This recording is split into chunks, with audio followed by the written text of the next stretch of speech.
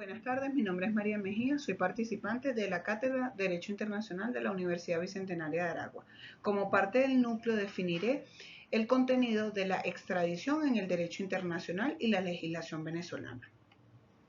Se define la extradición como un procedimiento formal de cooperación interestatal en materia penal mediante el cual un Estado requerido entrega a otro Estado requeriente a una persona que se encuentra en su territorio para ser sometida a un proceso penal para cumplir una pena impuesta. Su esencia radica en ser un acto de asistencia judicial internacional que busca evitar la comisión de un delito que encuentre impunidad por el mero hecho del desplazamiento territorial del presunto infractor. Su base convencional radica en tratados bilaterales o multilaterales. El principio de solidaridad comprende la cooperación basada en estos principios entre Estados para combatir la impunidad y sus requisitos formales se establecen bajo pedido formal y cumplimiento de condiciones establecidas en tratados del derecho internacional. Los principios fundamentales de la extradición vienen formando parte de la institución que asienta sobre el entramado de principios que delimitan y justifican, constituyendo los filtros a través de los cuales el Estado requerido evalúa la procedencia de la solicitud.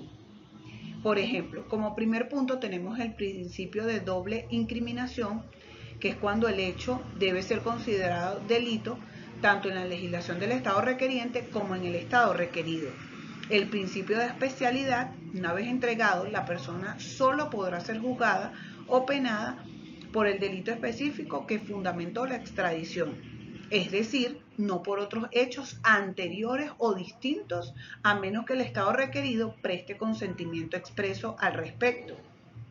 El principio non bis in idem, que impide la concesión si la persona ya ha sido juzgada, absuelta o condenada por los principios hechos en el territorio de Estado requerido o si la causa prescrita o la pena ya ha sido cumplida. Por su parte, el principio de no entrega de nacionales, muchos estados se niegan a extraditar a sus ciudadanos, priorizando la jurisdicción para juzgarlo intermitente bajo el principio. Es decir, Venezuela no extradita a sus nacionales. En el marco normativo internacional se establecen los tratados bilaterales, que son acuerdos específicos entre dos estados que establecen obligaciones recíprocas de extradición. Por su parte, la Convención Interamericana, que usa como instrumento regional la Organización de Estados Americanos, que obliga a los estados partes a entregar personas requeridas judicialmente, y la Convención de Palermo, que establece que delitos organizados transnacionales se consideren automáticamente extraditables. ¿Cuáles son esos requisitos según la Convención Interamericana?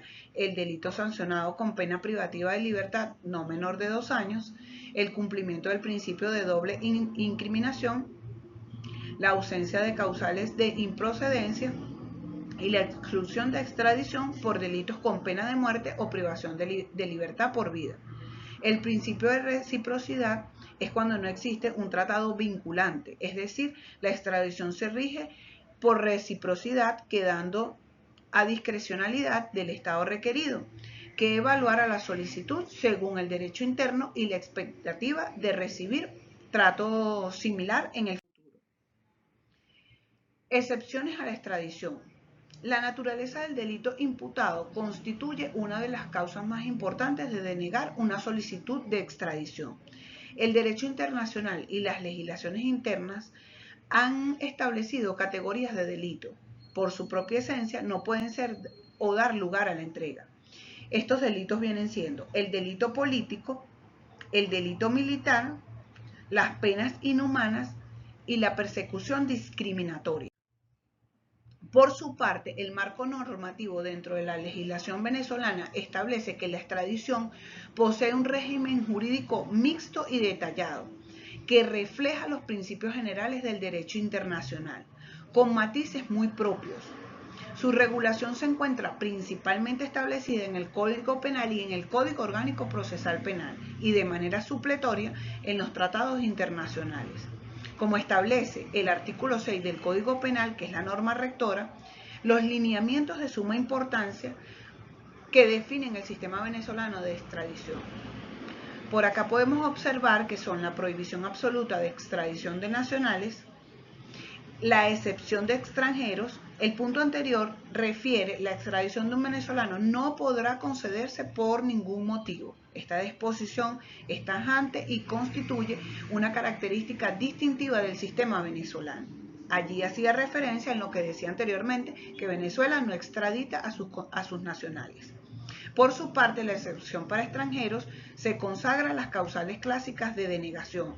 No se concederá por delitos políticos ni por infracciones conexas.